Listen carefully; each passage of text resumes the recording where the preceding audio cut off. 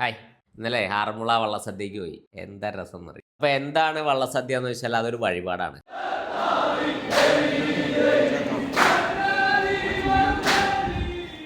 ആറന്മുള പാർത്ഥസാരഥി ക്ഷേത്രത്തിന്റെ പള്ളിയോട സേവാ സമിതിയായിട്ട് ബന്ധപ്പെട്ട് നടത്തുന്ന വഴിപാട്.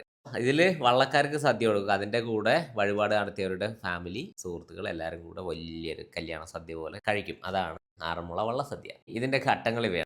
നമ്മുടെ ഈ വള്ളക്കാരുണ്ടല്ലോ, അവർ വഞ്ചിപ്പാട്ടൊക്കെ പാടി തുഴഞ്ഞ് പമ്പാ നദിയുടെ കരയിലുള്ള പാർത്ഥസാരഥി ക്ഷേത്രത്തിന്റെ പടവിലെത്തും. ഈ വള്ളക്കാരുണ്ടല്ലോ, ആചാരപൂർവ്വം ക്ഷേത്രത്തിലേക്ക് ഉള്ളിലേക്ക് വഴിപാട് നടത്തിയ കുടുംബം ആനയിക്കും. എന്നിട്ട് ഒരു പ്രദക്ഷിണൊക്കെ വെച്ചിട്ട് അവിടെ ചെറിയ ചടങ്ങുകളൊക്കെ.